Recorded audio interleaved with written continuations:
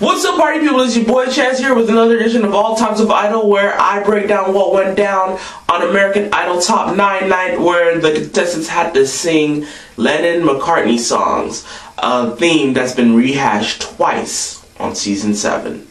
Now, you guys have to forgive me that I didn't make a video last week. Was really busy. I was working every day, and on top of that, I really wanted to focus on my Glee audition because I really want to be a part of Glee. If you guys have not seen Glee, you do not know what your music. It's like a musical masterpiece, and I want to be part of that show. So guys, if you get the chance after you see this video, please go to the link right over there in the sidebar if you're watching on YouTube, and there's my link to my Glee audition.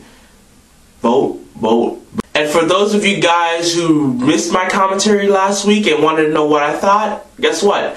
I posted my critiques in text forms over there in the side link, or if you're watching on Idol forums, down there.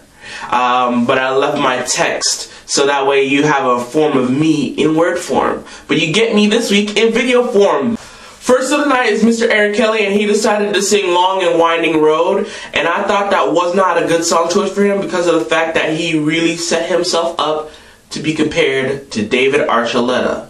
And that is one thing he needed to avoid, because everyone's saying, you know, he is like Archuleta, and I don't see it, but that's going to bring up a lot of comparisons. And I thought that his voice was scratchy, pitchy, it was boring, and it was basically the same performance he put on week after week after week. And I frankly am getting bored of it, because I think this guy has a lot of potential, you know? I think he really needs to just dive into the country route instead of like the country pop route, you know? All in all, it was not a good way for me to start off the show. Next up was Katie Stevens, and she decided to sing Let It Be, and let me tell you, finally! I love a Katie performance. This was so heartfelt. You could tell she really connected to the song. It meant a lot to her, and it showed. And I like the melody changes that she did when the band started picking up. When it first started off, I wasn't too sure because she did change the timing of it just a slight bit, and it was a bit weird. But as it went on, it showed how really powerful her voice was. And I thought she put herself back in the running. By the way, Simon's off his rocker if he thinks that's any country. Next up was Andrew Garcia, and he decided to sing Can't Buy Me Love. Now, I thought that this was a great song choice for him. However, I felt like the arrangement was a little too much. I actually like the melody changes and whatnot. It's just the excess of the band. I know he wanted to show personality, which he did, and I liked it, but I really felt like with the mood of the song, I felt that it felt like an extravaganza, and you're talking about money and all this flashiness can't buy you love. Tone it down. I think if he toned it down, it would have had a much better effect, and he still could have shown personality. So all in all, I thought it was good, not as great as I thought it was going to be, but at least Andrew is somewhat coming back. Next up was Michael Lynch, and he decided to sing Eleanor Rigby. Now, he was comparing himself to David Cook now, because David Cook did an amazing job on this song. And I felt that Mike did a good arrangement too. I also felt that his vocals were good. I felt that he did a little bit too much runs. My one concern about the song or his interpretation is I felt that lack of sadness, because this is a sad song, you know, and I felt like he was all joyous and happy, which I can see why Simon's called it kind of a musical. But yeah, I wanted a bit more of the sadness of the drama, not the happy kind of drama. It was just too much for my tastes. However, it was a good vocal. Next up was Crystal Bowersox, and before I even get into her performance, she gets brownie points for saying that if Lee and Andrew got together and make Danny Goki babies, that was the quote of the season, Danny Goki babies. So Crystal sings Come Together, which I love this song, and she slayed it.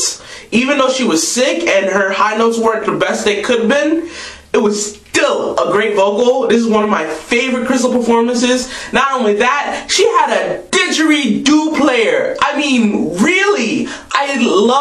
never thought in a million years that we would actually see a didgeridoo. Wow.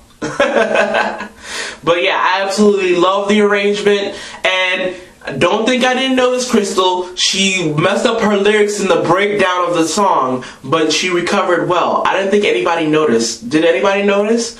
But anyway, I love this performance. This is one of my favorite performances of the night.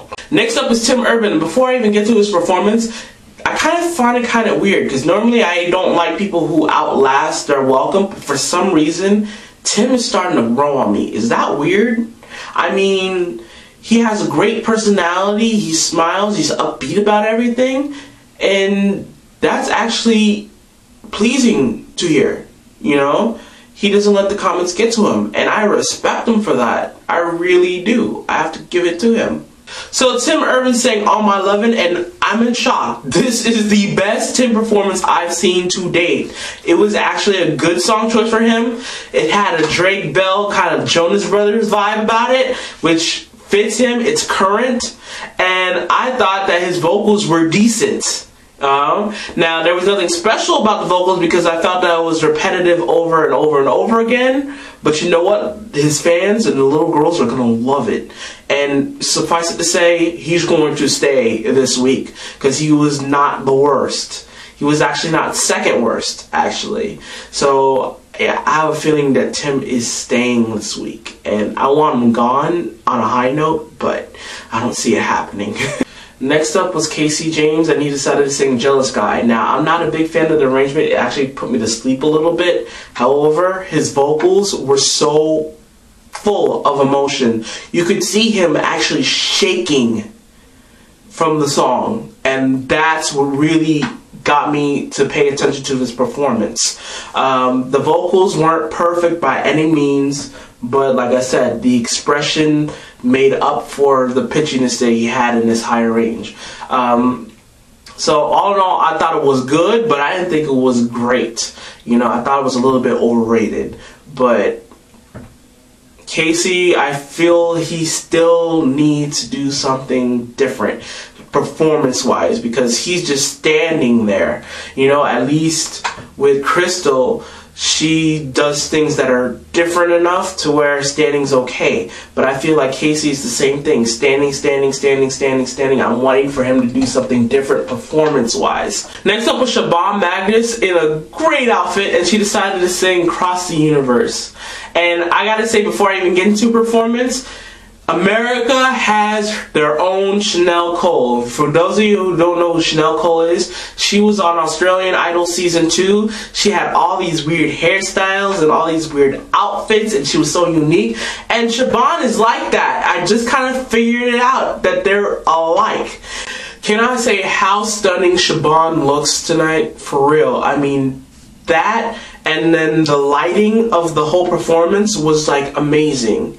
Now, her vocals were great. It's not the best that we heard her, but I love the restraint, and I love how she hit the high notes with ease without screeching the notes.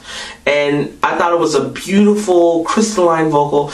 I kind of agreed this would put me to sleep because I could not hear this on the radio, but the radio plays crap these days. So, but anyway, I really liked this performance from Siobhan. It wasn't her best, but it was much better than last week. Closing out the show was Lee DeWise, and he decided to sing Hey Jude. Thank you very much for reminding me that Dee Dee's gone. I don't think this was Lee's best performance. I actually didn't like the song from him. I felt like this was a bar performance, a Scottish bar performance, and all we needed was the bagpipes to come down. And surprisingly enough, the bagpipes come down, and the guy's dressed up in a kilt and playing the bagpipes. I thought this was kind of weird. Okay, I would stop talking this Scottish accent because I can't really do Scottish. But I really felt like this was a big bar performance. So from the yelling and then just the excitement, I will say that it really did show off Lee's personality though, which is something that he needed to do. He has a personality, but the vocals were just a mess to me.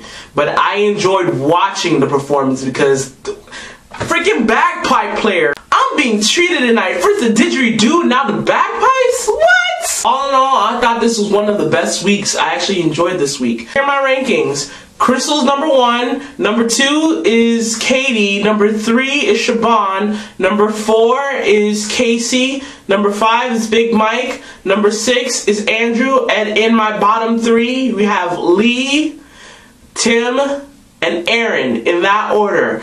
And I don't think Lee's gonna hit the bottom 3 because he had a really good performance last week that's gonna last him. So I'm gonna switch him with possibly Katie or Andrew. Maybe Big Mike. But I feel like Katie's going to hit the bottom 3 once again, even after a good performance. Honestly, I think Aaron should go home this week, and I think that might happen. It's either going to be Aaron or Tim, and my gut feeling telling me that Aaron's going to be the one to go. So that does it, kiddies. Now go off and go to the link over there and vote for me for Glee. Next time, love, peace, chicken grease.